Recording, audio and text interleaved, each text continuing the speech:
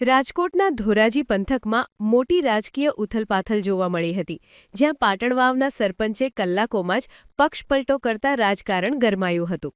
સવારે કોંગ્રેસનો ખેસ ધારણ કરી સૌને ચોંકાવનાર કાનભાઈ સાવલિયાએ સાંજ પડતા જ ફરી ભાજપમાં જોડાઈને ઘર વાપસી કરી હતી. પોતાના સાથીદારો સાથે ફરી કેસરીઓ ધારણ કરતા સરપંચે સ્પષ્ટ કર્યું કે કોઈ પણ દબાણ વગર મૂળ પ્રવાહમાં રહેવું જ યોગ્ય હોવાથી આ નિર્ણય લીધો છે. તેમણે સવારના કોંગ્રેસ પ્રવેશને માત્ર એક ઔપચારિકતા ગણાવી પોતાની સમજથી ભાજપમાં પરત ફર્યા હોવાનું જણાવ્યું હતું. માત્ર થોડા જ કલાકોમાં બદલાયેલા આ રાજકીય સમીકરણોએ સમગ્ર જિલ્લાના રાજકારણમાં ભારે કુતૂહલ અને ચર્ચા જગાવી હતી. આજે હું પાટણો ગામનો સરપંચ છું.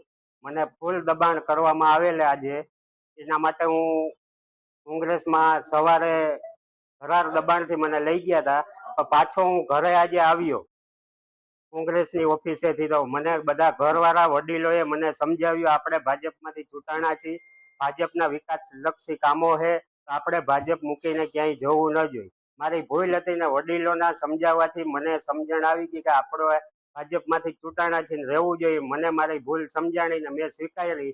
એટલા માટે હું પાછો આજે સાંજે ભાજપનો ખેસ પહેરી અને ફૂલ તાકાતથી ભાજપમાં જોડાઉં છું અને જિંદગીભર ભાજપમાં રહીશ એવી મારી આશા. આજે આ ગુજરાતના પનોતા પુત્ર તરીકે આ ગુજરાતમાંથી ત્રણ વડાપ્રધાન બન્યા હોય, જેને લોખંડી પુરુષ કહેવાય સરદાર વલ્લભભાઈ પટેલ પણ હતા.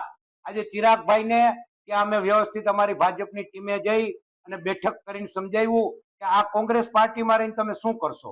આજે આપણા વિસ્તારના સાંસદનું જો આખા વિશ્વમાં 39મા નંબરમાં એનો ક્રમ આવતો હોય, તો આજે તમે એક ગુજરાતી તરીકે, એક આપણા ગામડાના આગેવાન તરીકે તમે જે કોંગ્રેસમાં મથો છો એ છોડી દો તમે, અને તમે જે આ કોંગ્રેસ જે અપમાન કરે છે અને આ બધી સમજાવટ કરતા ગામના અને અમારી ભારતીય જનતા પાર્ટીની તાલુકાની ટીમ, અમારા પ્રભારીશ્રીઓ બધા સમજાવતા અને સાચી વાત સમજાણી છે.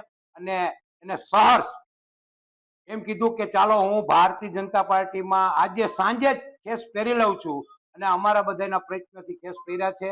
અને અમને એને વચન આપ્યું છે કે પાર્ટી મને કોઈ જવાબદારી આપે કે ના આપે, હું ભારતીય જનતા પાર્ટીનું તન મન ને ધનથી કામ કરીશ. જે ચિરાગભાઈ ઠેસિયા છે એ કોંગ્રેસમાં ગયા નહોતા, કોંગ્રેસમાં હતા જ, બરોબર છે. પણ આજે ખડગેજી આખા ગુજરાતનું અપમાન કર્યું એ અમે વાત એને સમજાવવા ગયા અમારી ટીમ સાથે, અને ગામના એના વડીલો બધાને વાતચીત કરતા એના મગજમાં બરોબર બેઠું કે આવડું બધું જો અપમાન થતું હોય તો આ પાર્ટીમાં રહેવાય નહીં. અને વિકાસના કામ જે સાંસદ અને આ વિસ્તારના ધારાસભ્યએ કર્યા છે એ જોતા તમારી વાત મને બરોબર સાચી લાગે છે. જેથી કરીને હું આજે ભારતીય જનતા પાર્ટીમાં કોઈ જાતની અપેક્ષા વગર હું આજે જોડાઉં છું.